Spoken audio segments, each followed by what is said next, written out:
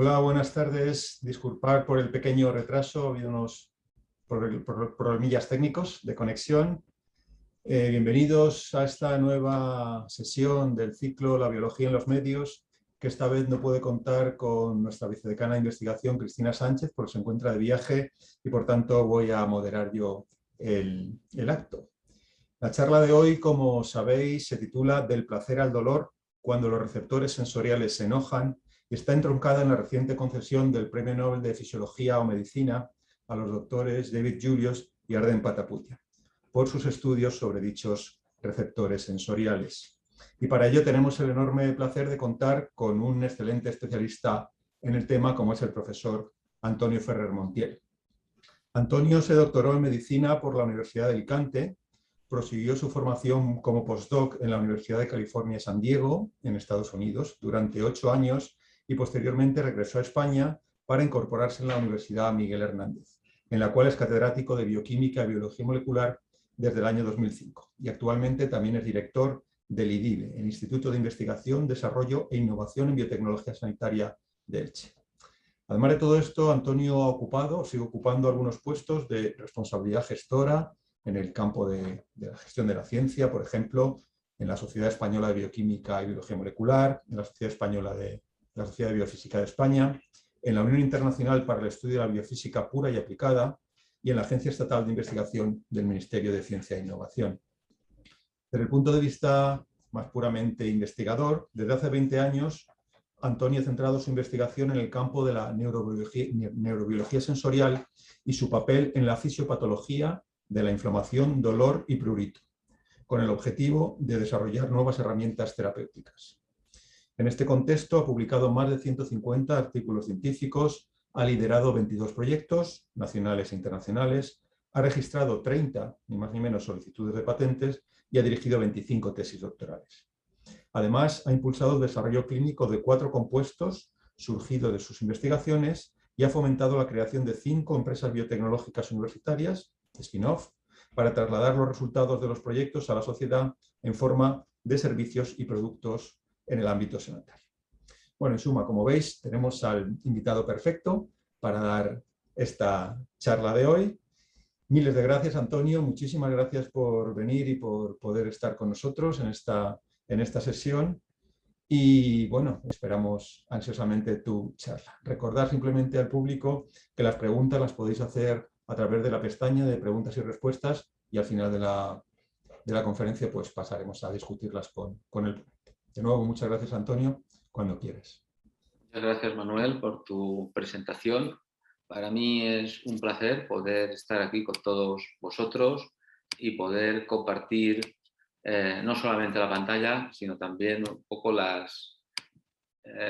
por una parte, la satisfacción de que el Premio Nobel de Medicina y de Fisiología este año haya sido concedido a los profesores David Julius de la Universidad de California en San Francisco y al profesor Arden Patapoutian, que está en el Scripps Research Institute y en el Howard Hughes en La Joya, por sus descubrimientos que han hecho dentro del mundo de la sensorialidad cutánea y que nos han impulsado no solamente a conocer mejor cómo sentimos muchos de los estímulos físicos que nos rodean continuamente, como son la temperatura, frío-calor, o como son las presiones, desde una caricia hasta un golpe, sino que además han potenciado desde ese punto de vista y abierto la posibilidad de generar nuevas herramientas terapéuticas que puedan controlar todas aquellas patologías en las que existe una disfunción de estas modalidades sensoriales.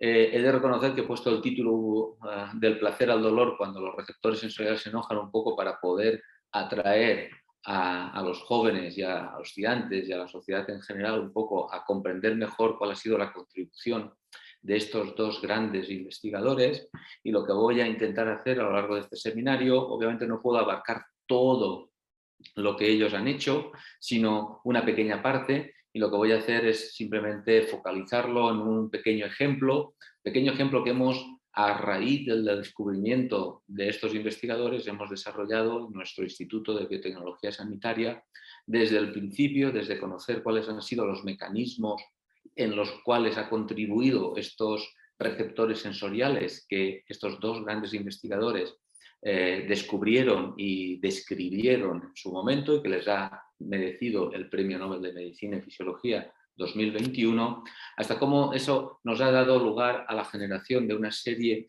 de productos con un valor terapéutico y que finalmente hemos desarrollado de forma muy translacional una serie de productos que en estos momentos están siendo ya utilizados por la sociedad. Para que veamos cómo podemos ir desde un conocimiento básico biológico a transformar ese conocimiento también en unos productos que puedan ser útiles a los pacientes, en este caso, ¿no? Y lo voy a circunscribir a una de las modalidades sensoriales que es más molesta para todos los seres, que es el picor. No importa que seamos humanos o animales, el picor está claro que nos desquicia a todos y entender los mecanismos por los que se genera el prurito y poder aportar herramientas que puedan aliviarlo, calmarlo y aumentar la calidad de vida ha sido uno de los objetivos que hemos tenido. Como decía, y sin perder más tiempo, el Premio Nobel de Medicina y Fisiología 2021 ha sido concedido a estos dos grandes investigadores, el profesor David Julius y el profesor Arden Patapoutian, y como decía, la Academia de Sueca por sus grandes aportaciones al estudio de cómo nuestro sistema nervioso siente el calor, siente el frío y siente los impulsos mecánicos. Sin duda esta ha sido una gran contribución, y si nos ceñimos en concreto a cuáles han sido las contribuciones del profesor David Julius, es decir, que un poquito recordando y poniendo en contexto cuál es su formación, él es doctor en biología por el Instituto de Investigación de Tecnología de Massachusetts, para que veáis, del MIT. Fue profesor a una edad bastante temprana, desde 1989 es profesor en la Universidad de California en San Francisco. Y hay 4 hitos que yo destacaría de su carrera científica. El primero de los hitos es la clonación del receptor de la capsaicina en el año 1997. ¿Y qué es la capsaicina? La capsaicina es el ingrediente activo de estos pimientos rojos, es decir, de las guindillas o de los chiles. Todos hemos saboreado la comida picante que puede haber desde un restaurante chino, un restaurante tailandés, a un restaurante mexicano, y ese sabor urente, abrasivo en la boca que se nos produce esa comida es debido a este ingrediente activo que llamamos capsaicina, un vanilloide que se encuentra localizado en estos vegetales que son los chiles. Pues bien, utilizando una estrategia de expresión-clonación en los ovocitos de Xenopus laevis, David Julius fue capaz de identificar cuál era el receptor neuronal que respondía a la capsaicina y nos daba esa sensación abrasiva, esa sensación urente que notamos cuando la ingerimos, o si hemos tenido algunos de nosotros la ocasión de poderla probar en la piel, también esa sensación abrasiva que nos produce en la piel. El segundo de los grandes hitos de este gran investigador fue la clonación del receptor del mentol. El mentol, todos sabemos que cuando tomamos una pastilla de mentol, tomamos un elixir de mentol o nos frotamos mentol en la mano o en el cuerpo, normalmente tenemos una sensación de frescor, y él redescubrió, esto fue en colaboración con Arden Patapoutian en el año 2002, que este receptor de mentol era una proteína llamada TRPM8.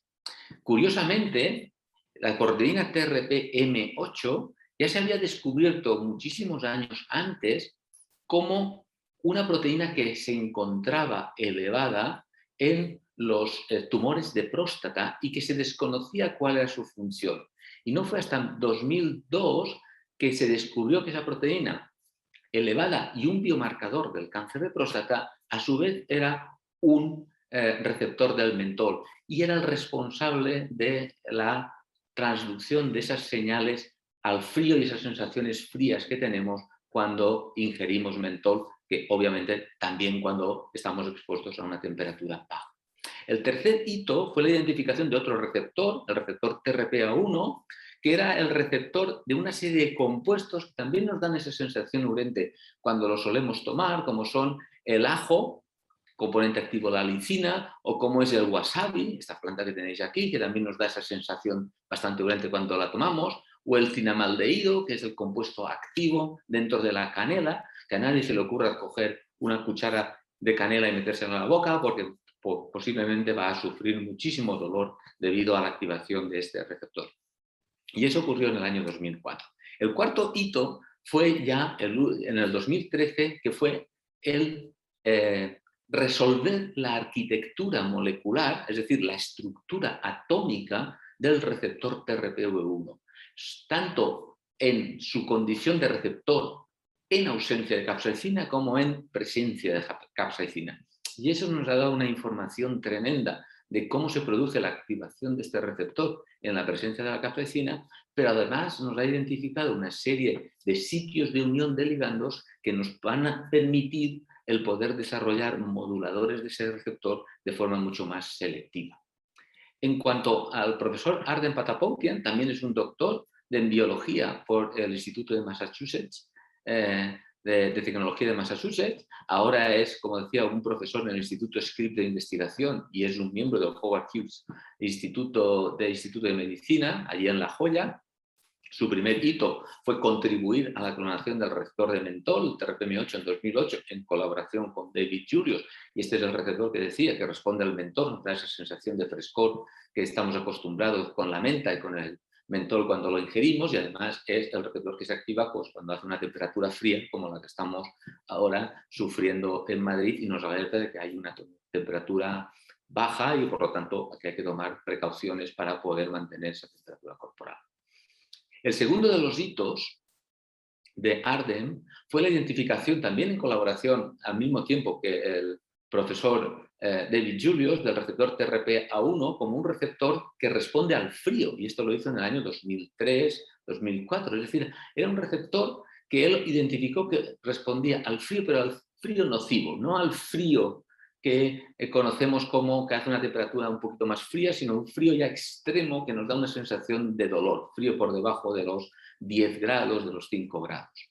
El tercer hito, y posiblemente el más importante y el que le ha supuesto el reconocimiento del premio Nobel, fue el descubrimiento de los mecanoreceptores, es decir, aquellos receptores que responden a estímulos mecánicos, que sabíamos que existían, porque todos respondemos obviamente a una caricia, o respondemos a un pellizco, o respondemos a un golpe, y eso es porque tenemos una serie de receptores que nos indican cuál es la intensidad en la presión, y eso es responsabilidad de estos dos receptores que él le puso el nombre de piezo 1 y piezo 2, y la distinción de estas dos isoformas es dependiendo de dónde se encuentren localizados. Este fue el gran descubrimiento que hizo Arden Patapoutian alrededor del año 2015. Y el cuarto hito, que es también fundamental, es que piezo 2 es el transductor de los estímulos mecánicos del tacto, esos que realmente estamos más familiarizados con ellos, ¿no? Entonces, un poco para poner en contexto toda esta información, lo que realmente estos hombres estaban interesados, estos investigadores estaban interesados, era en comprender uno de nuestros sentidos más olvidados. Sabíamos mucho acerca del sentido del gusto, sabíamos mucho acerca del sentido del olfato, de la vista, del oído, habíamos identificado muchos componentes moleculares implicados, pero el sentido del tacto era uno de los grandes desconocidos.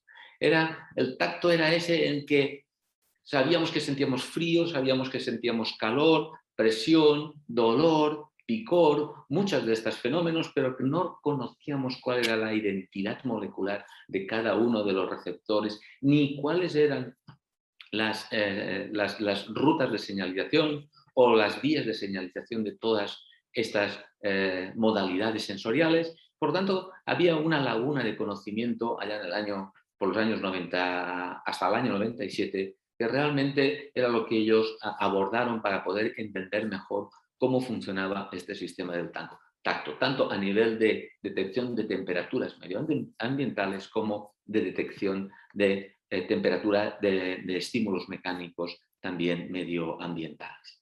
Para poder entender un poco el sentido del tacto, uno no puede dejar de hablar un poquito acerca de cómo está inervado nuestra piel, porque realmente el sistema del tacto lo tenemos codificado en nuestra piel. Y nuestra piel tiene una inervación extremadamente rica.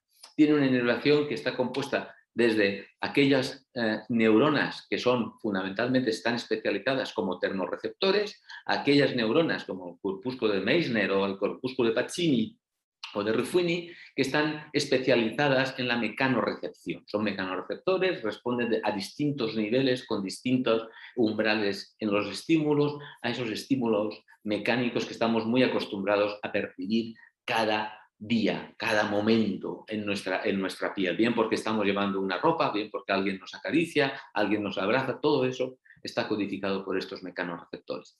Y después tenemos las terminaciones nerviosas libres, que llamamos nociceptores, que suelen ser polimodales, pueden detectar desde estímulos mecánicos hasta estímulos térmicos, y están ahí como salvaguardando un poco y protegiéndonos acerca de todos esos estímulos nocivos que en algún momento determinado podemos estar expuestos y que por tanto pueden poner en peligro nuestra existencia. Esas terminaciones libres realmente juegan un papel fundamental y esas son las que realmente nos han permitido conocer un poquito más cómo podemos pasar de esas sensaciones de placer que nos dan obviamente todos estos mecanoreceptores a esas sensaciones de dolor que aparecen cuando tenemos estas terminaciones nerviosas libres que inervan nuestra epidermis alteradas. Y estas son las que realmente producen esas sensaciones tanto de dolor, estas sensaciones tanto de dolor como de prurito, que son realmente molestas. Son dos modalidades sensoriales realmente molestas para nosotros.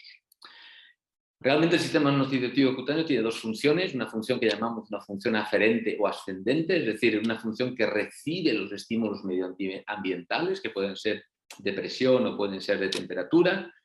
Esa información la transduce vía la médula espinal a los centros de procesamiento del cerebro, en la corteza cerebral, y ahí el cerebro nos indica si tenemos una situación que puede ser de peligro, puede ser una placentera, y nos da una respuesta a través de una vía eferente o descendente, que es la que emite la respuesta a la vía aferente o ascendente que ha sentido ese estímulo ambiental, que puede ser no nocivo o puede ser nocivo, y dependiendo del grado de nocividad que pueda tener, pues va a tener una respuesta distinta o no. Estas son las dos grandes rutas de nuestro sistema nociceptivo, y en estas dos grandes rutas, fundamentalmente en la ruta sensorial, en la que produce la detección de los estímulos al cerebro, es donde han contribuido de forma seminal tanto el profesor David Julius como el profesor Arden Patapoutian a poner las bases moleculares y las bases celulares que nos permitan entender cómo se produce este proceso a nivel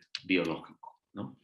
Simplemente por decir, obviamente cuando nosotros estimulamos desde un estímulo físico, pues lo que se está produciendo a nivel cutáneo y a nivel de las terminaciones nerviosas es el disparo de una serie de señales eléctricas, como sabéis, conocemos con el nombre de potenciales eléctricos, potenciales de acción o estímulos eléctricos, que simplemente dependiendo de la intensidad del estímulo, pues pueden ser con una mayor frecuencia o pueden darse con una menor frecuencia, dado que las señales eléctricas están fundamentalmente codificadas por la frecuencia y el ritmo de disparo y no por la amplitud de las mismas.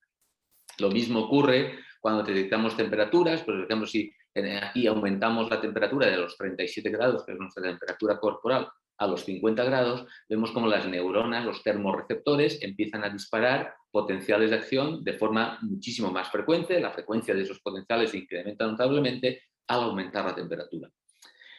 Del mismo modo, si nos vamos a bajar la temperatura de los 34 grados y vamos bajando progresivamente 2 grados centígrados, vemos también que en el intervalo en que bajamos la temperatura existe un incremento de la actividad nerviosa de estas neuronas sensoriales, que de nuevo está codificada, como decía, por ese incremento en la frecuencia de disparo de señales eléctricas, que es lo que informa al cerebro de si estamos ha habido un cambio de temperatura de 2 grados o ha habido un cambio de temperatura de 10 grados que puede poner en peligro. Y ahí da una respuesta, obviamente, de protección. Y esto es fundamental, la termosensación es fundamental porque somos seres homeotérmicos. ¿Y qué significa esto? Significa que aun cuando nuestra temperatura ambiental pueda ser extremadamente amplia y podemos subsistir perfectamente desde desde los 0 grados a los 50 y tantos grados, nuestra temperatura corporal tiene que permanecer constante. Es decir, porque a niveles de hipotermia la vida no es posible y a niveles de hipertermia tampoco lo es. Por lo tanto, nuestro sistema tiene que estar continuamente, nuestro sistema termosensorial tiene que estar continuamente monitorizando por la temperatura ambiental para poder preservar, mantener constante nuestra temperatura corporal. Y en ello juegan un papel fundamental tanto los receptores, los termorreceptores, tanto de calor como de frío. Todos sabemos, en tipo de nocicepción térmica, que cuando tenemos una sensación de calor, porque la temperatura exterior, la temperatura ambiental ha subido por encima de los 30 grados o de los 35, pues obviamente nuestro cuerpo responde por una parte con una vasodilatación y por otra parte con una sudoración. Vasodilatación que es para poder enfriar al máximo todo lo que es nuestro riego sanguíneo, y una sudoración que nos permite también enfriarnos la piel, poder mantener esa temperatura corporal, como digo, constante en un rango entre 36,5 y 37,5, 38, nunca por encima de 40, nunca por debajo de 35. Si hace frío, pues tenemos el efecto contrario, tenemos una vasoconstricción, obviamente, tenemos que conservar calor, y tenemos una piloerección que también está destinada a conservar. Todas estas reacciones vienen por la vía aferente, que comentaba antes, en respuesta a la vía eferente, que se produce debido a, como también comentaba, a la detección de esos cambios brutales de temperatura. No es de extrañar que la sensibilidad térmica humana pues pueda distinguir entre una serie de distintas condiciones o de distintos tipos de estímulos. Por una parte, desde el frío que empezamos a notar a partir por debajo de los 30 grados, y he de decir que por debajo de los 30 grados se activa el receptor TRPM8, que es el que decía el receptor que se activa también por mentol y nos da esa sensación de frescor, y que por debajo de los 10 grados, que ya empezamos a sentir dolor, se puede llegar a activar ya el receptor TRPA1, que como decía también, se activaba a estímulos ya de frío que resultaban en el rango nocivo. Hay por encima de los 30 grados, entre los 30 y los 35 grados, 32, 36 grados, pues hay una sensación indiferente, estamos más o menos mantenidos en nuestra temperatura corporal y no notamos mucho cuál es la temperatura exterior. A partir de los 37 grados empezamos a sentir, entre 37, cuál es el sentimiento, cuál es esa sensación de calor más o menos templado. A partir de los 42 grados empezamos a sentir ese calor realmente nocivo, y a partir de los 50 ya tenemos ese dolor fundamental, porque es un calor que es bastante nocivo y muy abrasivo y urente para nosotros. Es decir, que somos capaces, nuestra piel y nuestro cerebro es capaz de distinguir en este termómetro todas estas sensaciones y alertarnos desde cuando hace un frío muy doloroso a un calor muy doloroso. Por lo tanto, todo eso está integrado gracias a la presencia de estas neuronas sensoriales y a la presencia en ellas de estos receptores sensoriales. No nos es de extrañar, por tanto, que nuestra piel y en las terminaciones sensoriales que tenemos en nuestra epidermis, pues estén codificados, estén expresados toda esta serie de receptores, que son los que nos están implicando de si hay frío, de si hay calor, de si hay sustancias químicas que pueden ser también nocivas para nosotros, o si hay estímulos mecánicos que nos pueden realmente también producir cierto tipo de dolor, y por tanto a partir de detección de estos estímulos retirar o producir una respuesta de preservación y de control de la situación. ¿De acuerdo? Bueno, pues el comienzo con David Julius, como decía, comenzó antes en el año 1997, fue cuando él reportó o publicó lo que era la identidad molecular del receptor de la capsaicina.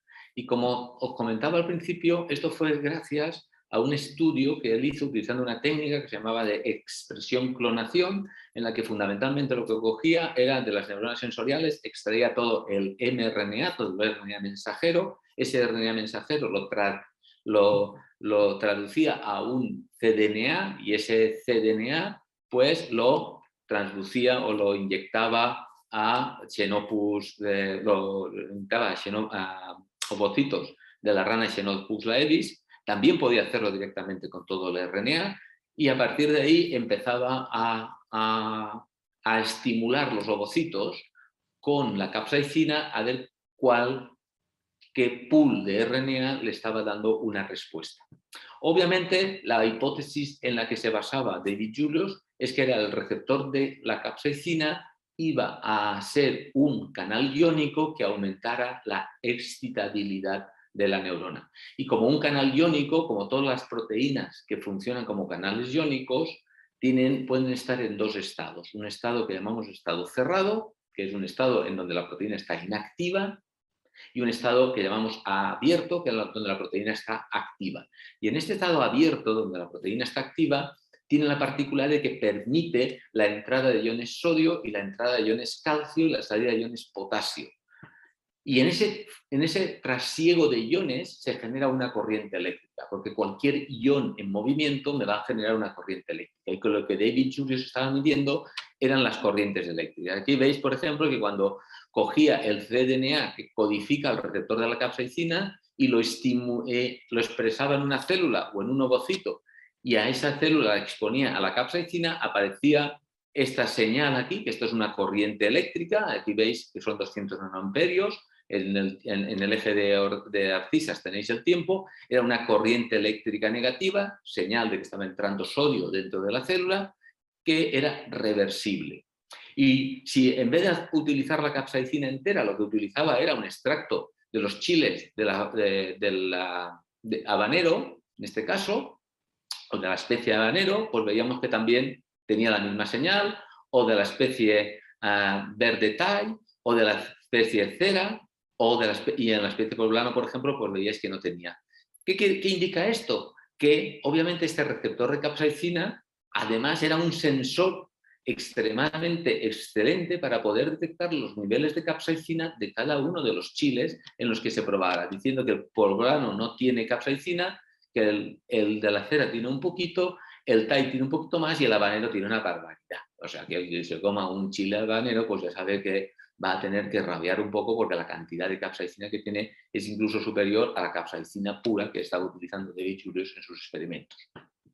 Pero además de ser un receptor de capsaicina, de este ingrediente activo, que como todos habéis probablemente probado, nos da esa sensación abrasiva en la boca cuando lo comemos, dentro como especia, porque los humanos lo hemos desarrollado como una especie, y una especie que a ciertos niveles es agradable, en otros niveles es extremadamente dolorosa, pero además de ser esto, este receptor también respondía a otra cosa, y es que respondía a un incremento de temperatura. Es decir, yo cogía las células que expresaban este receptor, les aumentaba la temperatura exterior, la temperatura sobre 50 grados, a partir de los 43 grados también me generaba una corriente eléctrica porque también pasaba de un estado cerrado a un estado abierto y por tanto permitía el flujo de los iones sodio, de los iones calcio y la salida de los iones potasio. Eso me genera esa corriente eléctrica y esa corriente eléctrica es lo que medía David Julius. Por lo tanto, el receptor de capsaicina no solamente era un receptor químico, sino que a su vez era un receptor que respondía al calor, es decir, a las temperaturas por encima de los 40 grados. Lo cual ya teníamos una identidad que habíamos identificado en el año 1997, el primero de los termorreceptores expresados en nuestras neuronas sensoriales. ¿Sospechábamos que existía antes? Sí. ¿Sabíamos que había un receptor para la capsaicina? Sí, pero no sabíamos cuál era su secuencia aminoacídica, no sabíamos cuál era su identidad molecular. Fue David Julius en que en el año 1997, con un trabajo seminal publicado en Nature, nos desveló y nos reveló cuál era la estructura tridimensional de este receptor. Y a partir de ese momento pues, se han identificado muchos receptores que también son termosensoriales, que son realmente activados por cambios de temperatura. Os he hablado del TRPV1, que este es el que se activa a partir de los 42 grados. Hay otro que se activa a temperaturas superiores y que esos estímulos de temperaturas mucho más nocivas, como es el TRPV2, que se clonó posteriormente y también estuvo David Julius implicado en la clonación del TRPV2 o el segundo de sus receptores termosensoriales que él también identificó. Y esto estamos hablando en las temperaturas de calor nocivo, y si nos vamos a las temperaturas de frío nocivo, tenemos el TRPM8, que era el receptor que ya os había comentado anteriormente, que se activa por temperaturas por debajo de los 30 grados, y el receptor TRPA1, que se activa por temperaturas por debajo de los 10 grados. He de hacer aquí un pequeño paréntesis en el receptor TRPA1, porque en el receptor TRPA1 existe ahora una controversia de si es un termosensor o no es un termosensor. Y la cuestión es que en algunas especies animales actúa como termosensor y en otras especies animales no actúa como termosensor. Hemos aprendido, por ejemplo, que en humanos no es tan importante en integrar, traslucir señales térmicas de frío, pero por ejemplo en roedores sí lo es. Entonces aquí siempre hay un poquito de controversia, no es tan claro, mientras que TRPV1 señalice es un termosensor en todas las especies que hemos testado, y el TRPM8 también lo es, no lo es tanto el TRPA1, que ya como digo tiene una selectividad de especies. Lo más interesante acerca de todos estos receptores es que no solamente son activados por cambios en la temperatura medioambiental, sino que a su vez responden también a ingredientes, como ya he también anticipado anteriormente, también responden a ingredientes que nos dan esas sensaciones idénticas a las sensaciones de las temperaturas a las que está integrando. Por una parte, como decía, el ingrediente activo de los chiles, que es la capsaicina. Por otra parte, como decía, pues tenemos el mentol para el TRPM8, o también, como estaba comentando, la alicina del ajo para el TRPA1, o el ingrediente activo de la mostaza, o el ingrediente activo de la cadena. Es decir, que son receptores de tipo polimodal. Polimodal quiere decir que son capaces de ser activados por distintos estímulos, bien del ámbito químico, como la capsaicina y los protones en el caso del TRPV1, o bien del ámbito físico, como puede ser la temperatura en estos receptores. ¿Y cuál es la consecuencia de esa activación de estos receptores? Pues una es que permiten el flujo de los iones, el sodio, el calcio, el potasio, etcétera, y en un flujo de iones pues generan unas corrientes eléctricas. Y fundamentalmente a nivel neuronal, cuando estos receptores se activan porque se alcanza el umbral de temperatura de los 42 grados, o porque yo expongo las neuronas a una concentración de capsaicina, lo que hacen es, dado que permiten el flujo de iones, en ese flujo de iones despolarizan la membrana neuronal, y en esa despolarización de la membrana neuronal disparan potenciales eléctricos, y esos potenciales eléctricos son los que transmiten la información al cerebro de aquí tengo una temperatura que es nociva, hay que apartar la mano, o aquí tengo una sustancia que es nociva y hay que poner alguna forma de contrarrestarla, y eso es lo que normalmente hacemos cuando estos receptores se activan, porque lo que realmente hacen es, en síntesis, traducir o convertir una energía térmica o una energía química en una energía eléctrica que nuestro cerebro entiende, porque ni entiende la energía química ni entiende la energía térmica, pero sí entiende muy bien la energía eléctrica, que es con la que trabaja y codifica interpreta todas las sensaciones y produce todas las respuestas. Estos son el punto inicial, ¿no? Ya os podéis imaginar que después de la clonación de este receptor y de la investigación durante muchos años, pues se llegó también a entender que podía estar implicado en distintas patologías que cursan con dolor, que cursan con distintas molestias, ¿no? Porque si es un receptor sensorial, pues todos estamos realmente bastante familiarizados de que cuando tenemos un proceso inflamatorio, en el lugar de la inflamación siempre solemos tocar y está caliente, ¿no? Está caliente por decir, es que ha aumentado la temperatura. Bueno, ya podemos entender por qué ha aumentado la temperatura, porque hay una desregulación de esa temperatura, y es porque el receptor TRPV1 está mucho más activado, y en esa hiperactivación del receptor V1 pues nos está produciendo pues esos cambios de temperatura, ¿no? Pues no es de extrañar que la hiperactividad de este receptor pues va a producir un proceso inflamatorio, y de hecho lo produce, que los agentes inflamatorios activan TRPV1 también con la finalidad de sensibilizar la zona que en estos momentos pueda tener un daño tisular, mientras se está reparando ese daño tisular, se activa el TRPV1. ¿Cuál es la consecuencia de activar TRPV1? Que se potencia un proceso inflamatorio, y esa potenciación del proceso inflamatorio viene dado también por una sensibilización de la zona, de tal manera que al estar sensibilizada pues es mucho más, responde a menores intensidades de estímulos mecánicos y térmicos, y por lo tanto es un mecanismo que tiene de defensa, que mientras se está reparando el tejido pues obviamente no debemos de tocarlo, y ahí en el sentido de la sensibilización. Cierto es que cuando esa sensibilización se cronifica en el tiempo, se convierte en una enfermedad, en una patología que afecta mucho la calidad de vida, y hay que buscar herramientas terapéuticas que la puedan controlar, disminuir y podernos dar un alivio al respecto. Y este es un receptor clave en la manifestación de esa sensibilización, ¿no? La eliminación farmacológica o la eliminación genética del TRPV1, bien utilizando fármacos o bien utilizando lo que son los knockouts, pues atenúan mucho la inflamación. Los inhibidores del TRPV1 son antiinflamatorios y son analgésicos muy buenos, y son antiinflamatorios muy buenos. Lo hemos probado en multitud de modelos animales en los que cursan con inflamación y hemos visto que tienen un potencial terapéutico enorme.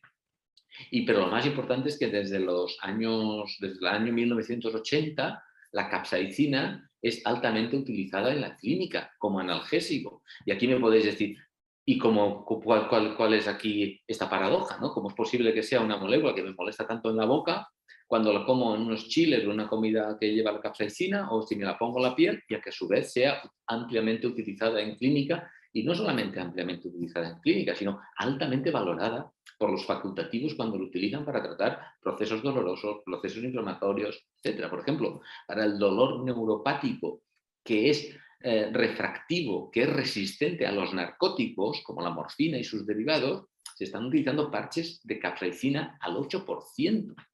Y están dando unos buenos resultados calmando ese dolor neuropático que es resistente a toda terapia que se le ha tratado. Es decir, que es un excelente terapeuta. ¿De ¿Y ello por qué es? Bueno, pues porque la capsaicina, aparte de ser un activador de los receptores de capsaicina y produce toda esa sensación abrasiva que estaba comentando, tiene una segunda faceta, tiene una segunda función, y es que una vez tras activar esos receptores, produce lo que llamamos la desensibilización de los receptores, es decir, inactiva los receptores. Y es en esa inactivación que nos da opción a tener esa actividad terapéutica. No es de extrañar que si nosotros empezamos a comer una comida picante y al principio nos pica mucho, si aguantamos y seguimos comiendo, todos habremos experimentado que al final de la comida prácticamente ya no nos pica. Y ya no nos pica porque nos hemos desensibilizado a la comida, porque la capsaicina nos ha ayudado a desensibilizarnos y por lo tanto obviamente ya tenemos menos sensibilidad. Y eso también es una de las hipótesis de trabajo para aquellas culturas que están utilizando la capsaicina de forma continua y que comen capsaicina de forma diaria y prácticamente en todas las comidas, que puedan ser más resistentes a este tipo de comidas porque ya llevan un estado desensibilizado mayor que el que podemos tener nosotros, que la comemos de forma un poquito más infrecuente. Por lo tanto, no nos extraña que la capsaicina sea terapéuticamente algo muy valorado por la clase médica y por los facultativos, y que la utilizan ampliamente en el tratamiento de muchas enfermedades. Porque además, como ya decía, el receptor TRPV1 es un mediador, o es una diana, un blanco terapéutico de los agentes proinflamatorios. Agentes proinflamatorios que pueden estar liberados por distintas sustancias, pues desde sustancias alergénicas, desde quemaduras solares, desde, yo qué sé, infecciones fúngicas, desde la propia picadura de los mosquitos, es decir, hay una serie de mediadores inflamatorios, mediadores pruriginosos, que todos ellos, que son liberados por las distintas células que componen las capas de la piel, que conforman nuestro tacto, pues esa liberación, esas sustancias informan al cerebro de que puede haber un problema a través de la señalización por TRPV1. ¿Qué ocurre en un estado inflamatorio en comparación con un estado fisiológico? En el estado fisiológico ya decíamos que el receptor TRPV1 se activaba a una temperatura de 42 grados, entonces señalizaba al cerebro de que nos aproximábamos a una fuente de calor que podía ser peligrosa por encima de los 42 grados, con lo cual nos daba la oportunidad de apartarnos y no dañarnos tisularmente. Pero cuando hay un exceso de agentes proinflamatorios que han sido liberados bien por la exposición a un alérgeno o bien por otro tipo de patología que puede ser interna o externa, da lo mismo, estas sustancias proinflamatorias lo que hacen son dos efectos. Por una parte, incrementan notablemente la cantidad de receptor de TRPV1 que las células producen, y por otra, lo que hacen es bajar el umbral de temperatura de activación del receptor, que si en condiciones fisiológicas se te activa a 42 grados, en condiciones patológicas se te activa a 36 grados. Como os podéis imaginar, a 36 grados, 36-37 grados es la temperatura corporal. Y es decir, que en estas condiciones, a temperatura corporal, el receptor está activo. Y si nuestro receptor está activo a temperatura corporal, os podéis imaginar que la frecuencia de disparo de potenciales de acción o de señales eléctricas al cerebro incrementa notablemente, y de ahí viene esa sensación de dolor. Mientras a sensaciones fisiológicas la frecuencia es muy bajita, a partir de 42 estamos en una sensación más o menos agradable. Cuando tenemos un proceso inflamatorio está señalizando a una frecuencia muy superior y por tanto tenemos esa sensación realmente urente, abrasiva, esa sensación dolorosa de todo proceso inflamatorio. Y eso es consecuencia de esa bajada en el umbral de activación de 42 a 35 grados.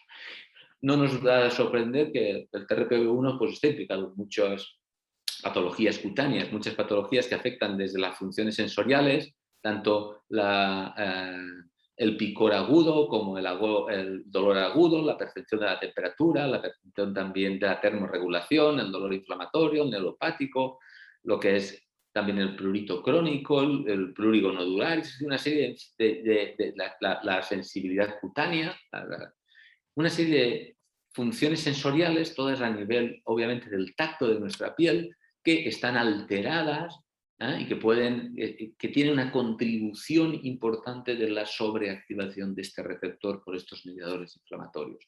Por supuesto, también está implicado en otra serie de patologías como la homeostasis inflamatoria, en la inflamación, por ejemplo, en la dermatitis atópica, en las quemaduras solares, en la rosácea. Entonces, como veis, en una serie de distintas patologías que son bastante conocidas por todos nosotros y que hasta el año 97 no conocíamos cuál era su etiología ni quién estaba implicado en su contribución. Pensábamos que solamente era el sistema inmune el responsable, que el sistema inmune estaba realmente alterado, que eso producía todo, pero no entendíamos cómo se producían todos esos síntomas modulares,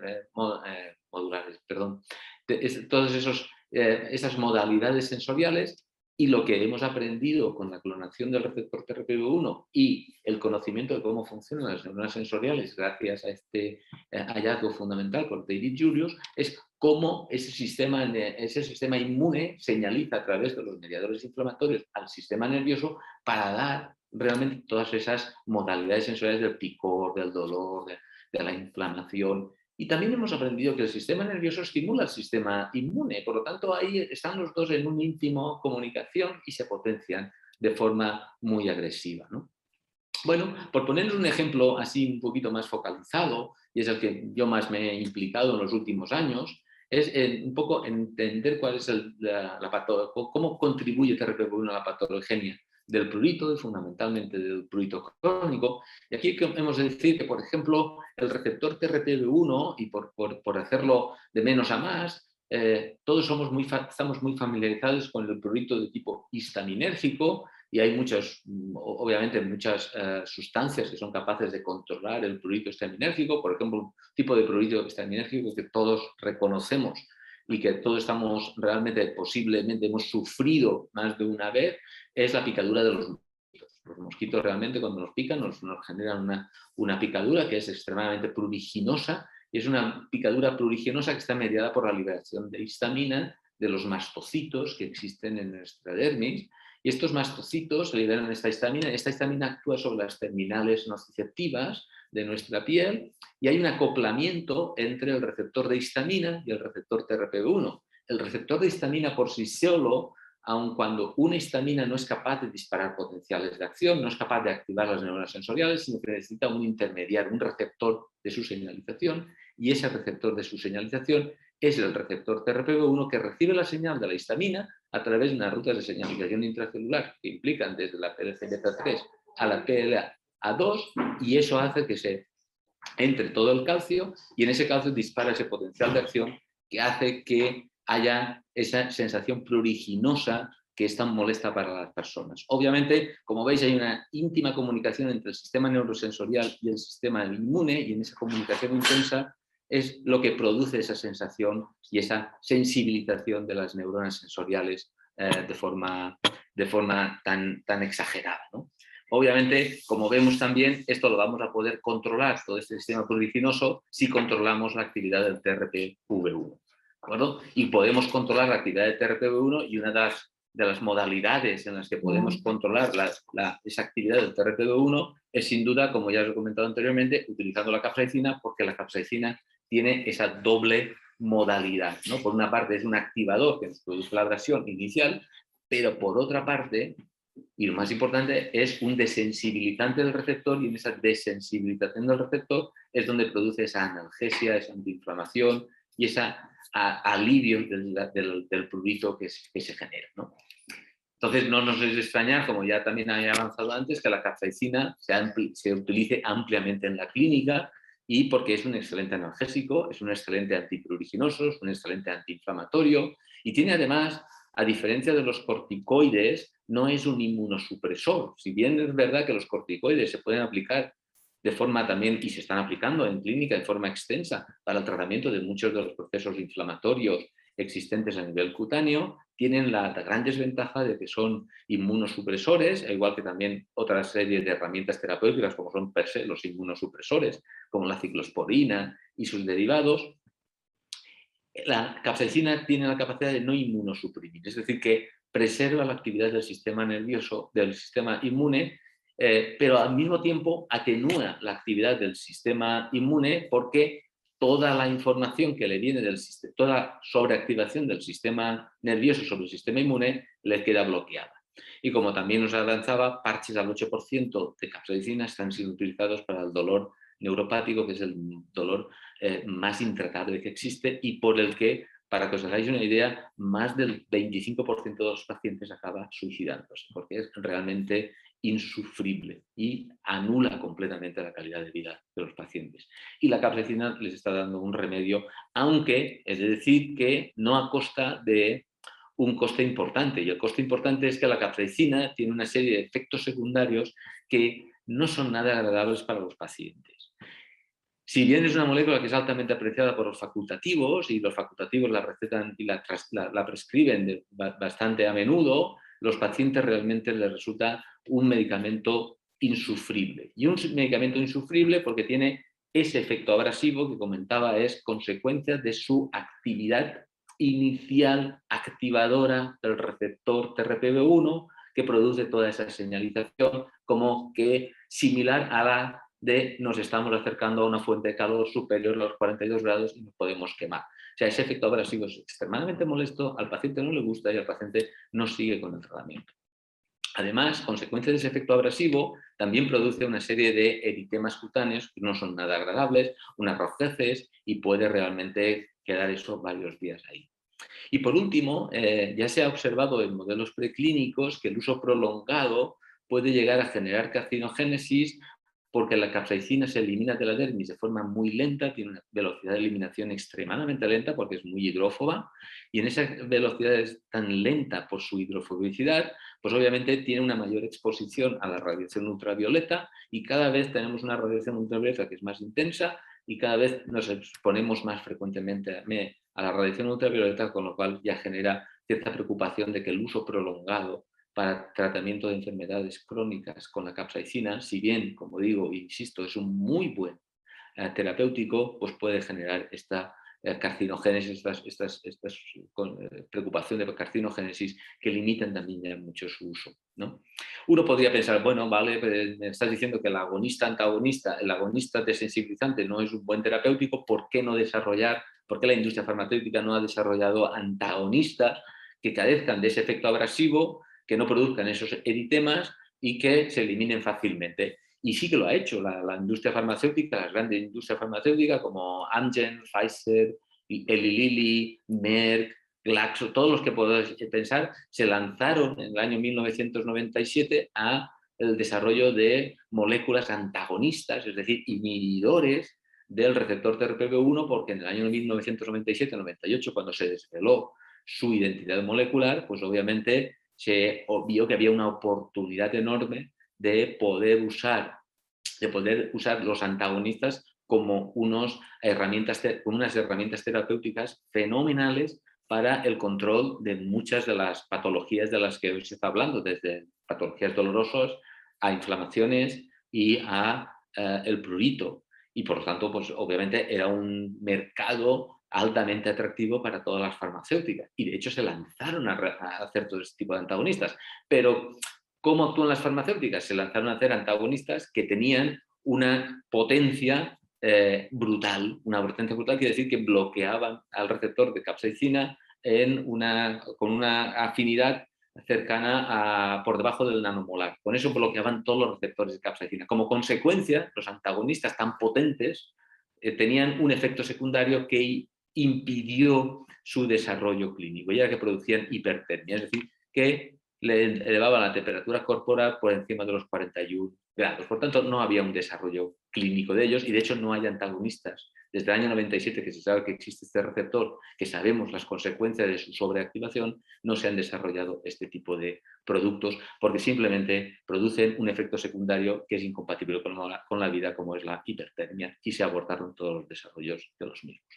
Pues con esto en mente, nosotros en el Instituto de Biotecnología Sanitaria, viendo, como digo, los efectos secundarios de la capsaicina, sobre todo el efecto abrasivo y el carcinogénico, nos planteamos si podríamos desarrollar un análogo de la capsaicina, ya que es un buen producto y que es tan valorado por la clase, por los facultativos, que no fuera abrasivo, es decir, que le quitásemos la actividad abrasiva y que además le dotásemos de una cierta inactividad, una cierta inestabilidad metabólica, de tal manera que fuera destruida en la dermis, fuera eliminada y por lo tanto no se acumulase y produjese esa posible carcinogeneidad que puede hacer la capsaicina. Entonces diseñamos una capsaicina no urente desactivable por las esterasas dérmicas. En esta desactivación simplemente es una hidrólisis, lo que hicimos fue para quitarle la urencia le añadimos un ion yoduro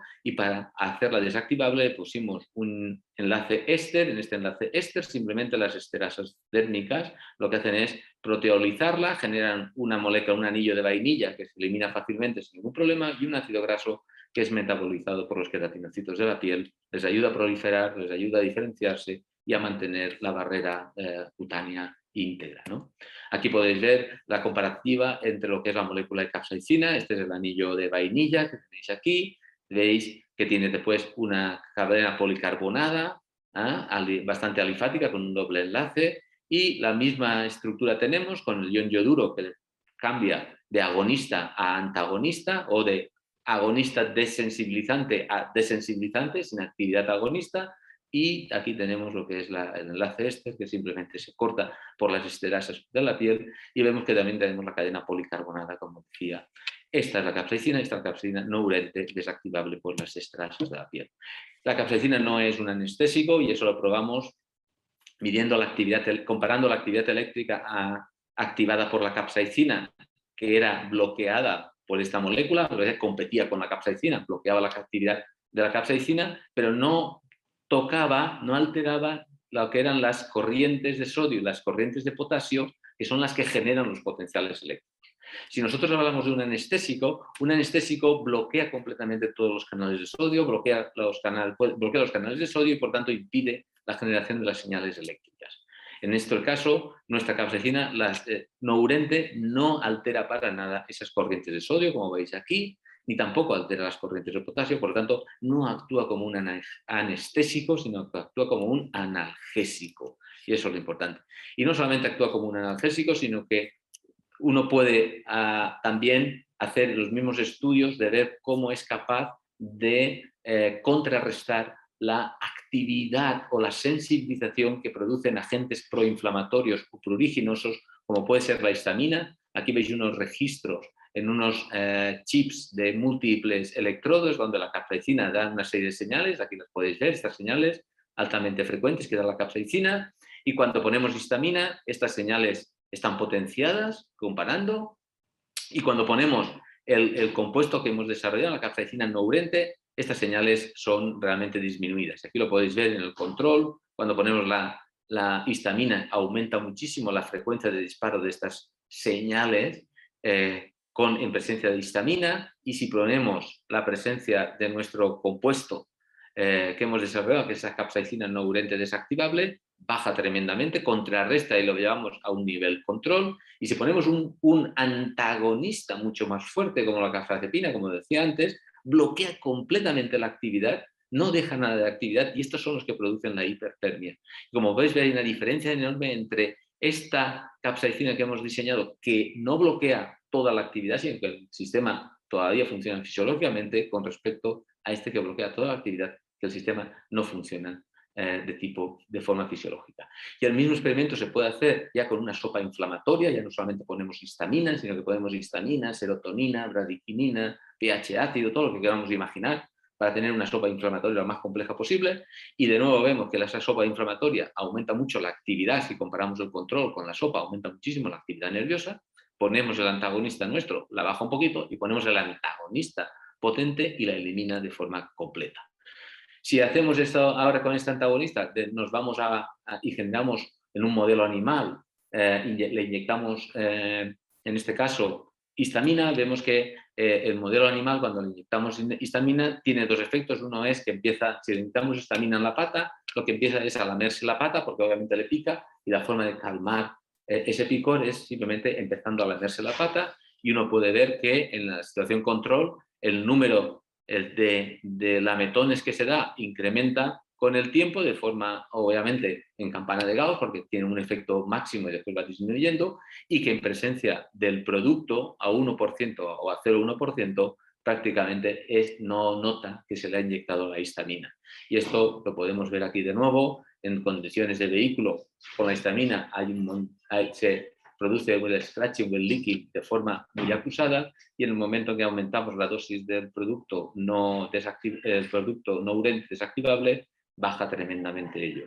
Y lo podemos hacer en distintas formas y siempre vamos a ver exactamente lo mismo. Es decir, que controla el prurito mediado por histamina de forma muy eficaz y aplicado de forma tópica. Esto es en un modelo animal, pero también nos interesaba conocer si en este modelo animal, con esta actividad tan potente que tienen estas capsaicinas no urentes y que parcialmente eliminan la actividad del receptor, si a su vez eran moléculas que fueran también hipertérmicas, es decir, que produjesen una hipertermia en los animales. Y lo que podemos ver es que la capsaicina no urente que hemos desarrollado no aumenta la temperatura corporal de los animales cuando la comparamos, por ejemplo, con uno de estos antagonistas que os decía de alta potencia, como es el BCTC, que sí aumenta, como veis, prácticamente 1 grado la temperatura en este caso, es de ratas a las que se les ha inyectado. Por tanto, hemos hecho una nueva molécula que no es hipertérmica y que puede ser una herramienta terapéutica para los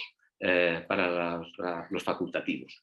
Pero no nos cansamos con eso, sino que simplemente ya para terminar, lo que hicimos también desde el instituto fue generar una formulación de esta capsaicina no urente al 0,02%, en una formulación anhidra, porque sabemos que es un compuesto que no es soluble en agua, y hicimos una formulación y lo que hicimos fue en esa formulación testarla directamente en humanos. Conseguimos los permisos y a través de una compañía especializada la probamos en humanos. Y fundamentalmente la probamos sobre las pieles atópicas con las pieles sensibles con tendencia atópica, y del sector de la población que tiene más tendencia atópica son los niños. Por lo tanto, nos fuimos allí bajo el control de pediatras y probamos esta formulación y tenía a esta capsaicina diseñada en el instituto por nosotros para ver si era capaz de disminuir esa irritabilidad, reactividad de las pieles atópicas que tienen los niños, que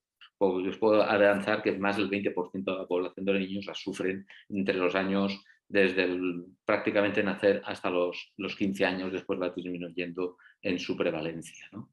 Y lo que observamos fue, por ejemplo, aquí tenéis una dermatitis peribucal de una niña de 4 años, en este caso, tenéis aquí esta dermatitis, una fotografía que se hizo, prácticamente tenía incluso un poquito ya de infección bacteriana, y tras 3 días de ponerse la crema, le desapareció totalmente toda esa sensación. A ello contribuyó también que las molestias sensoriales que tenía la niña, que lo que hacía fundamentalmente era rascarse con la mano o rascarse con la lengua, se detuvieron, y al detener esa reacción para calmar la molestia, la niña se recuperó muchísimo más rápidamente, ¿no? Y también aquí tenemos otro caso, en este caso es un bebé que tiene menos de 1 año, en donde tenía la típica dermatitis irritativa del pañal, donde veis aquí las rojeces, y que tras 24 horas de aplicación de esta capsaicina no urente, fijaros que hubiera sido capsaicina normal, a estos niños no se les hubiera podido poner esta capsaicina por lo abrasiva que es, y no se hubiera tolerado nunca. En cambio, esta se les ha aplicado esta capsaicina y podéis ver que no es nada urente, porque los papás se la han puesto y los niños se han recuperado perfectamente de esas dermatitis que tenían, ¿no? Por último, ya para terminar, eso sí, os he hablado mucho de los termorreceptores y me podéis estar pensando ahora, ¿y qué pasa acerca de los mecanorreceptores? Bueno, pues los mecanorreceptores son un poquito más recientes, sabemos un poquito menos, pero sí sabemos que juegan un papel fundamental en muchísimas funciones. Ya os he dicho que los piezo 2 son los que están más implicados en nuestras sensaciones mecánicas del tacto, los que nos dicen si alguien nos está acariciando, si alguien nos está pellizcando, si alguien nos está realmente pegando. Todo eso, si tenemos dolor mecánico, pues son los que están ahí implicados, fundamentalmente porque los tenemos expresados en nuestro sistema nervioso sensorial, donde juegan ellos exclusivamente un papel muy importante porque están muy localizados en este sistema neurosensorial cutáneo, mientras que los piezo 1 tienen una distribución un poquito más extensa porque los podemos encontrar también en los vasos sanguíneos, los podemos encontrar en los pulmones, los encontramos en el tracto gastrointestinal, en el tracto urinario, y uno se pregunta, ¿y qué hacen esos receptores, mecanorreceptores ahí? Bueno, pues, pero si pensamos, por ejemplo, en los pulmones, están sometidos a muchas fuerzas mecánicas. Cuando respiramos, pues expandimos y contraemos nuestros pulmones y ahí hay unos estímulos mecánicos de expansión y contracción. Nuestro sistema vascular es lo mismo, ya sabemos que podemos vasoconstreñir, tenemos que vasodilatar y eso también lleva una serie de fuerzas mecánicas importantes que tienen que estar exquisitamente reguladas porque uno no puede vasodilatar cuando a uno le da la gana, sino que tiene que estar controlado para poder monitorizar realmente las necesidades de oxígeno que tienen los tejidos. El sistema gastrointestinal, que os voy a decir, el estómago tiene sus movimientos peristálticos, nuestros intestinos tienen sus movimientos peristálticos y por tanto necesitan todos estos receptores mecánicos que impulsen todos esos movimientos peristálticos. El sistema urinario o tracto urinario exactamente lo mismo y por tanto tiene todo el sentido del mundo que mecanorreceptores se encuentren ahí. Pero también hay que decir que nuestros órganos, que el sistema periférico nociceptivo que inerva nuestra piel es exactamente el mismo que inerva nuestros órganos internos. No es tan accesible a nosotros porque no lo vemos, no lo estudiamos tanto, en nuestra piel lo sentimos más. El interno no tiene tantos receptores, termorreceptores, porque está a temperatura constante de 37 grados. El de la piel sí que tiene todos esos termorreceptores porque estamos expuestos a temperaturas medioambientales que tenemos que estar continuamente monitorizando para mantener nuestra temperatura corporal constante, pero cada una de sus especializaciones lo que nos ha permitido estos premios Nobel es entender en estos momentos cómo funcionan todos estos órganos y cómo respondemos a estímulos mecánicos, cómo respondemos a estímulos térmicos y cómo cuando estos estímulos mecánicos y térmicos son disfuncionales, cómo producen enfermedades.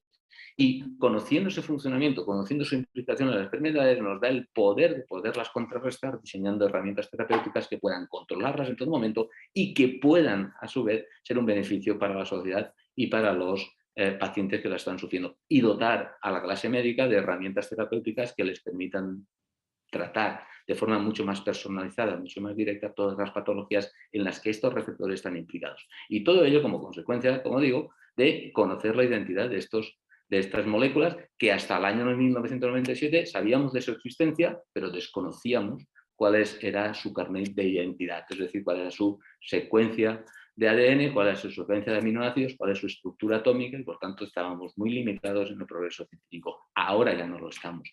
Ahora conocemos mucho, aunque aún nos falta mucho por conocer. Simplemente por un resumen, el sistema nociceptivo es un componente del tacto actuando como un sensor transductor ambiental de estímulos físicos y de químicos. El descubrimiento de la identidad molecular de los sensores moleculares ha abierto una puerta a la comprensión de la fisiología del tacto y la fisiopatología de enfermedades como el dolor y el prurito crónico. Los termorreceptores son sensores polimodales que traducen esas señales del tacto. Los termorreceptores son mediadores claves de la inflamación neurogénica, el prurito y el dolor. Y los mecanorreceptores son mediadores de la sensibilidad mecánica y el control fisiológico de muchos órganos, muchísimos órganos.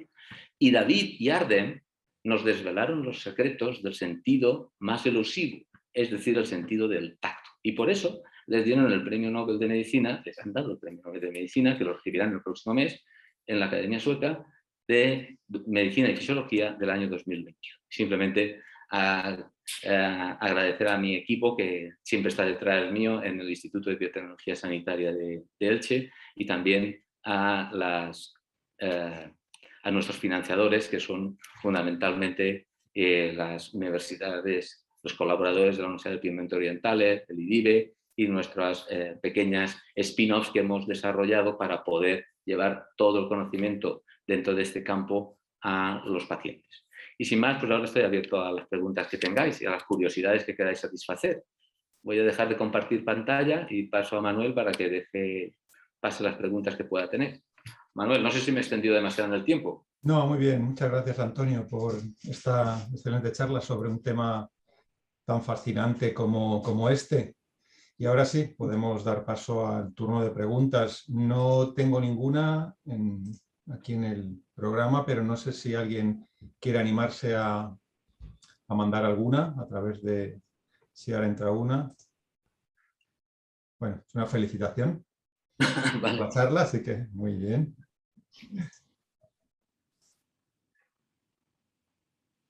Dice, gracias por la presentación. ¿Algún apunte sobre la estabilidad de los principios activos, capsaicina o proteínas purificadas en la formulación? ¿Estabilidad en términos de los productos finales o estabilidad en términos químicos? La estabilidad del producto, por ejemplo, de la capsaicina no urente desactivable que hemos hecho nosotros, es muy estable en ausencia de agua. Obviamente, cuando uno mira la estructura química, uno ve que tiene un enlace éster y los enlaces éster pues, son muy atacados por el agua e hidrolizados de forma lenta en presencia de agua. Por lo tanto, eso uno lo tiene que tener en cuenta, ¿no? Por otra parte, pues, si uno tiene ausencia de agua, y nosotros, como he dicho, hemos hecho una formulación de tipo anhidra, y he insistido en eso de anhidro, simplemente para preservar toda esa estabilidad del producto que pueda utilizarse de forma continuada durante unos meses en casa. Muy bien. Siguen entrando felicitaciones. Muy bien. Muchas gracias a todos. ¿Alguna pregunta?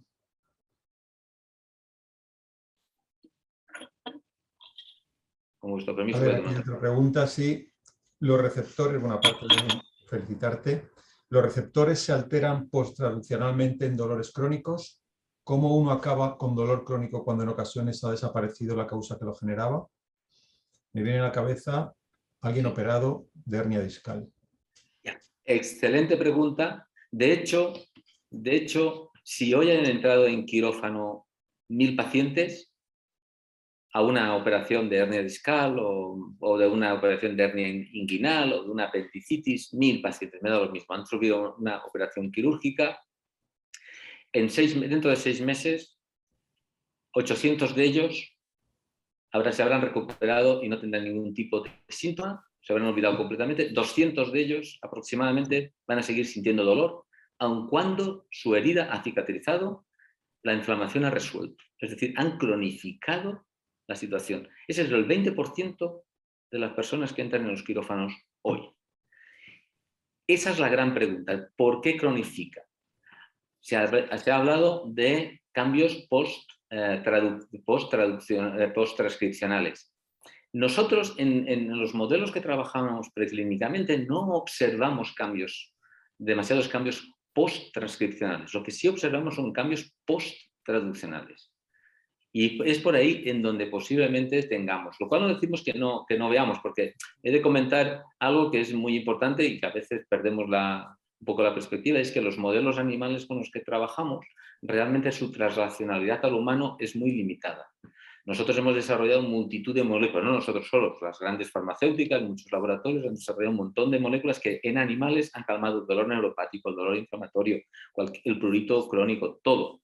Y cuando van a humanos no son eficaces. Es decir, que por ahora no podemos todavía entender y no entendemos cómo se cronifica el dolor. Lo que estamos sospechando es que no es un problema de sensibilización, sino que es un problema de desensibilización. Y eso es lo que en estos momentos estamos centrando, porque hasta hace muy poco tiempo nos centrábamos en que había diferencias en la sensibilización, en el sentido de las personas que desarrollan dolor crónico son mucho más sensibles al dolor y por lo tanto les cuesta más reducir la sensibilidad al dolor. Eso nos hemos dado cuenta de que no, de que más o menos todos somos igual de sensibles al dolor, pero unas personas resuelven inmediatamente el dolor cuando desaparece la injuria, mientras que otras se les permanece de forma constante. También hemos observado otro efecto que también es, u otra observación que ya venimos observando desde hace mucho tiempo, desde que hemos sido un poquito más cautos a la hora de interpretar el dolor y segregarlo, es que las mujeres son mucho más sensibles, mucho más prevalentes al dolor crónico que los hombres. Es decir, hay un dimorfismo sexual en el dolor que todavía no entendemos, pero que sospechamos que está mediado por las hormonas sexuales. Y lo estamos estudiando. Y uno de los casos más paradigmáticos, por ejemplo, es la migraña. La migraña tiene una prevalencia de 4:1 en mujeres. Y sabemos que esa migraña 4:1, las mayores crisis migrañosas ocurren durante la menstruación. Ese es en el periodo ese del ciclo en donde las mujeres son más sensibles y tienen mayores prevalencias. Disminuyen brutalmente durante los embarazos, disminuyen brutalmente con tratamientos anticonceptivos, disminuyen brutalmente tras la menopausia y antes de la pubertad. Es decir, en el periodo fértil de la mujer, donde los cambios hormonales son cíclicos, es donde mayor prevalencia existe, centrada en el periodo menstrual. Luego, todavía estamos en un periodo en donde no entendemos muy bien cómo se cronifica, pero estamos estudiando. En este sentido, Antonio, una cuestión que a veces se plantea en este campo, estos receptores que responden a estímulos tan variados, pero también a entidades moleculares concretas como la capsaicina al mentol, es la existencia de ligandos endógenos. ¿Qué piensas sobre el tema? ¿Crees que alguna vez se aceptará alguno, se determinará alguno y, en caso afirmativo, si se podrían explotar terapéuticamente modulando su síntesis o su degradación?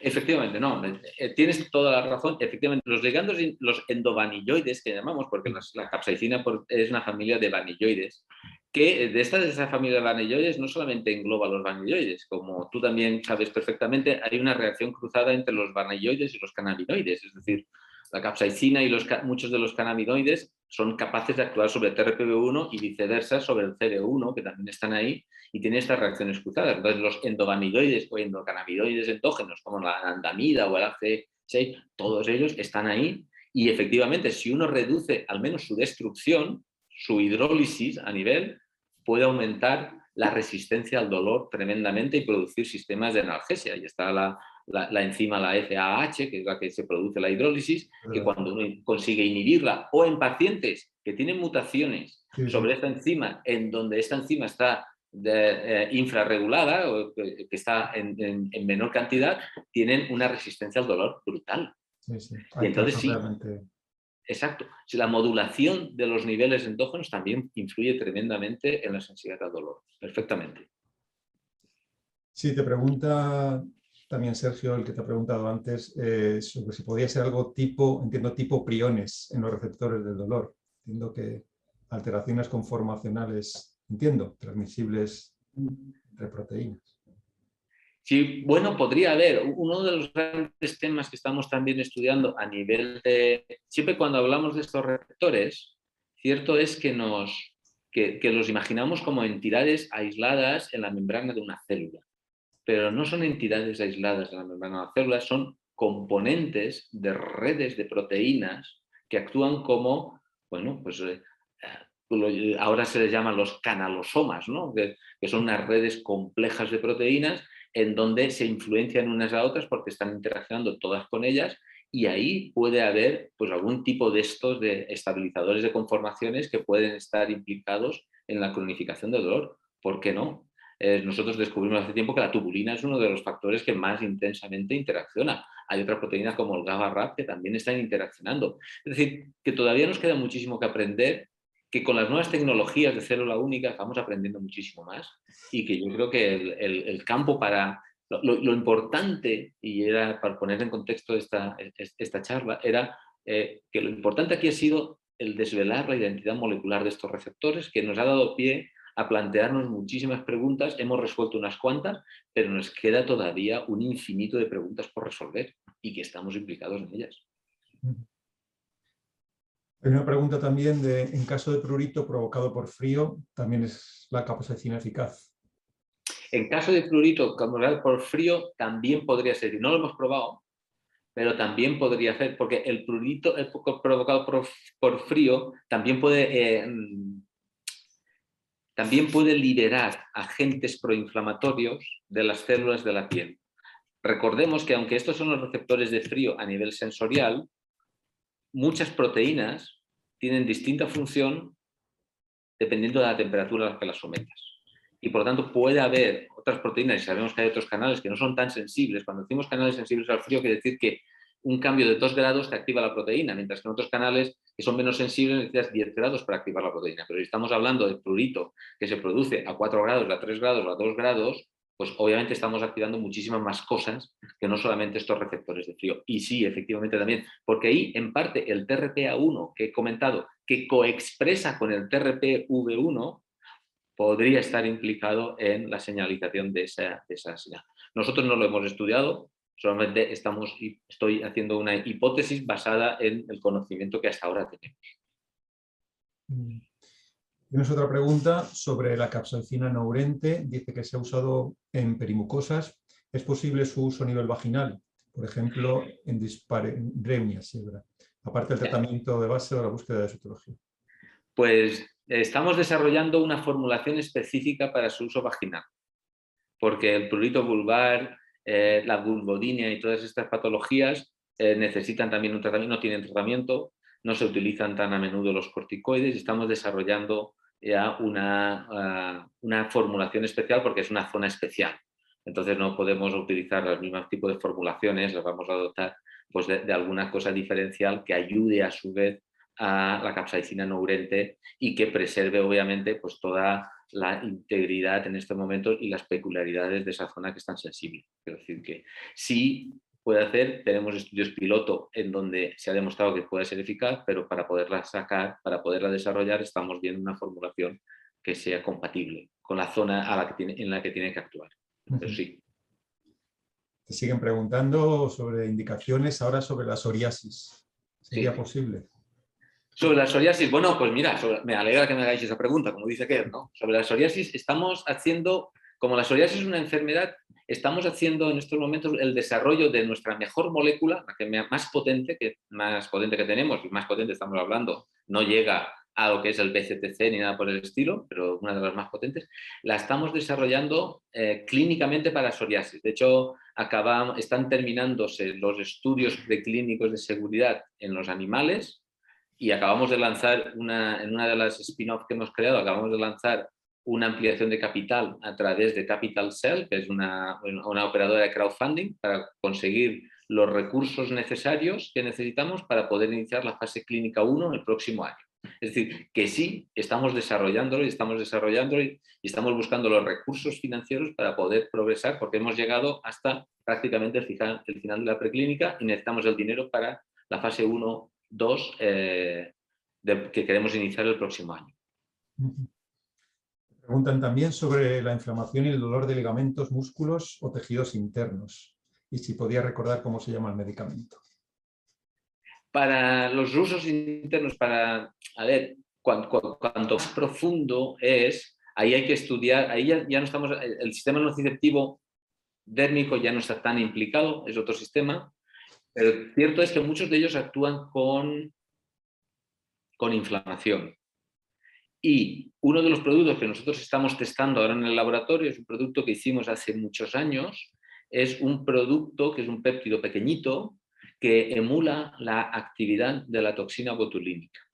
Y lo hemos probado en un modelo de artritis, de artrosis, que es uno de los más recalcitrantes para el tratamiento, y una sola inyección ha tenido una disminución del dolor y de las molestias de más de 20 días. Es decir, que estamos en esa. Ahí lo que estamos haciendo es disminuir la secreción de los agentes proinflamatorios que tienen sensibilizado, porque al final esos dolores musculares en lo que se traducen fundamentalmente es que el sistema nervioso, a través de la liberación de acetilcolina, fundamentalmente lo que hace es contraer mucho los músculos, los deja contraídos cuando tienes una fuerte contracción que te duele mucho, y lo que hay que hacer es relajar un poquito, muchos de ellos.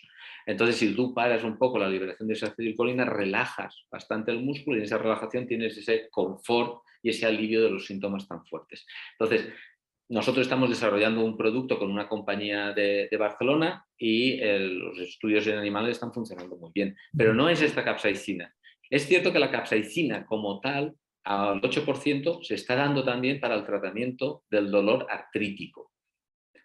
y la inyección de capsaicina se ha intentado para el control del dolor artrítico, pero he de decir que los resultados no fueron demasiado satisfactorios, porque en esa zona de ahí en concreto, el TRPV1, mucho me temo que no está tan sumamente implicado.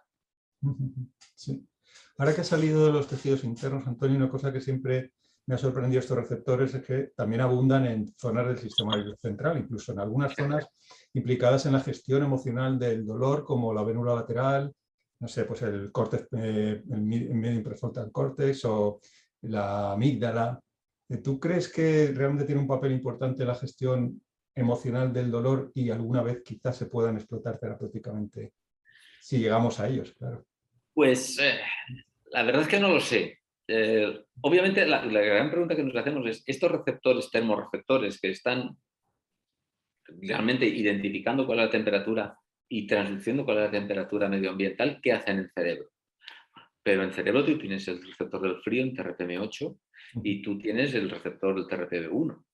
Pero también hemos dicho que hay endocannabinoides y hay moléculas endógenas que los están activando. Y posiblemente son estas moléculas que son las que median la señalización a nivel cerebral, que todavía no entendemos muy bien en qué se está produciendo, pero que juegan un papel, estoy casi seguro. La naturaleza no pone nada en un lugar si no lo utiliza para algo. Eso es una de las premisas que uno siempre aprende en biología, ¿no? Es decir, si existe ahí, tiene una función. Ahí no se pone si no sirve para nada. Veamos en el futuro. Sí. Y en otra cuestión, también sobre la cronificación del dolor, es si puede haber alguna relación entre la cronificación del dolor y otros aspectos relacionados con hormonas, como antes has llamado a las hormonas sexuales, como el apetito sexual, la sensación de hambre, etc. Sí, pero eso viene a nivel cerebral de nuevo. Sí, Exacto. sí. A nivel cerebral, que es donde realmente hemos de pensar que la codificación del dolor se hace a nivel de la corteza cerebral. Es decir, los sensores periféricos lo que hacen es mandar la información y el cerebro la interpreta. A ver, el dolor emocional es muy parecido al dolor físico. Es decir, cuando obviamente sufrimos una pérdida de un ser querido y nos decimos que me duele el corazón, es que realmente muchas veces tenemos la sensación de dolor intenso. Y es que el cerebro, en ese sentido, interpreta todas esas emociones y da una respuesta similar a que si nos hubieran dado un golpe. Entonces, yo creo que en ese sentido, todas estas situaciones hacen que se activen los centros procesadores del dolor a nivel cerebral y que son los que realmente producen esa respuesta, que es muy similar a la respuesta que tenemos, ¿no? Es como meterte la capsaicina en la boca, es como si te hubieras puesto unas brasas en la boca, es decir, la sensación es la misma, pero no son unas brasas, es una molécula química, ¿no? Pero para el cerebro es lo mismo, has activado el receptor que produce esto y por lo tanto la sensación es esta y yo te digo que te pasa esto. Y yo creo que aquí es más o menos parecido. La persona que antes te preguntaba sobre el uso vaginal te pregunta cómo puede seguir tus trabajos en el futuro y los futuros productos que salgan al mercado y muy generosamente te pregunta cómo podemos ayudar a la financiación. No sé si Perdona, algo. repítemela porque se ha intercortado y no te he oído bien. Sí, la misma persona que te ha preguntado antes sobre el posible uso vaginal te pregunta también que cómo Sí, cómo pueden seguir tus trabajos e informarnos de tus futuros productos sí. que salgan al mercado y también te pregunta, supongo que como voluntaria para ayudarte, cómo podemos ayudar a tu financiación. Mira, pues por la primera pregunta, todos mis trabajos como se publican en revistas internacionales. Ahora tenemos enviado un trabajo que hemos realizado sobre las parestesias y disestesias que sufren los pacientes de cáncer tratados con quimioterapia, con Taxol platinos, y que estamos desarrollando producto para ellos porque nuestros estudios preclínicos que están enviados al British Journal of Pharmacology nos indican que estos receptores son muy importantes. O sea, todo el proceso se hace somos un instituto de investigación, por lo tanto, esa es la vía para saber qué es lo que estamos avanzando. Obviamente también sacamos muchas notas de prensa porque la universidad nos estimula a sacar notas de prensa cuando tenemos un descubrimiento y eso también lo hacemos. En cuanto al proyecto al compuesto para vaginal, esperamos sacarlo porque estamos ya terminando la formulación no mucho más tarde que el segundo o tercer trimestre del próximo año. queremos acelerar eso. Estamos hablando, por ejemplo, con el Centro de Desarrollo Tecnológico, el CEDETI, para que nos financie un proyecto y están en la voluntad de financiarnos para poder acelerar el desarrollo, porque ya tenemos todos los ingredientes y esperamos que nos lo financien este año y poder avanzar en eso. Y en cuanto al proyecto de la psoriasis, se puede contribuir porque es un crowdfunding que organiza la compañía Capital Cell. Entonces entráis en capitalcell.com, creo que es .com o .es, una de las dos. Allí estará la campaña de Antalgenics y en Antalgenics se puede invertir desde 500 euros hasta lo que uno quiera, ¿no? Los mínimos son 500 euros para contribuir a que recibamos los recursos necesarios y suficientes, que pues habíamos solicitado unos 800.000 y creo que vamos ya por 650 o 640.000, es decir, estamos cerca de alcanzar el hito de los 300.000 y tener los recursos suficientes.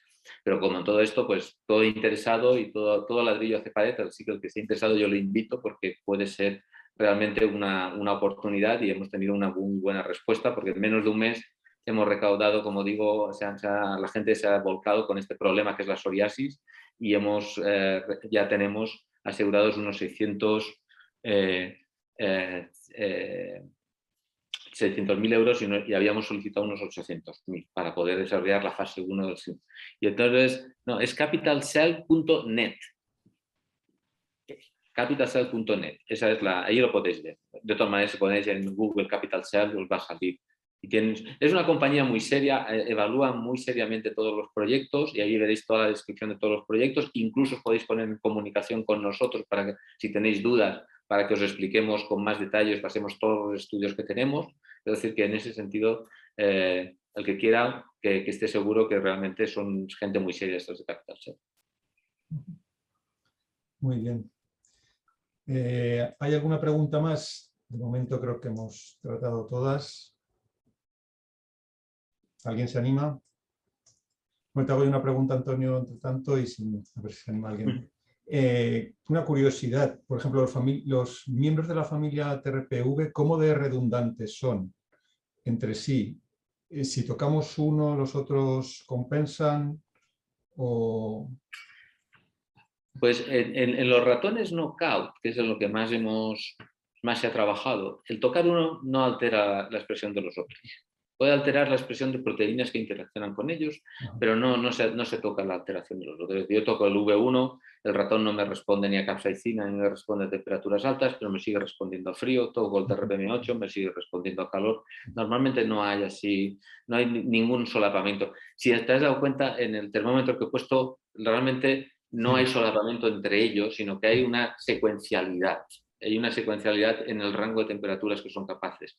Y en eso la naturaleza también, de nuevo, no ha repetido cosas que no necesita. Es decir, necesito cubrir todo este rango de temperaturas, me pongo los receptores que me los cubran todos perfectamente y no necesito solaparme para nada y tener redundancia.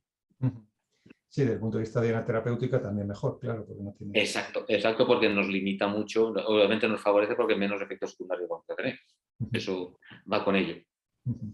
Pero por otra parte, si hubiera un poquito más, a lo mejor los antagonistas no hubieran dado hipertermia, porque pequeñas modificaciones con otros hubiéramos eliminado los periféricos y hubiéramos dejado los centrales y entonces no hubiéramos tenido ese problema de la hipertermia que abortó todo el desarrollo clínico de estos productos y no los pudo llevar a la clínica, no, al paciente, por los problemas tan enormes que producía.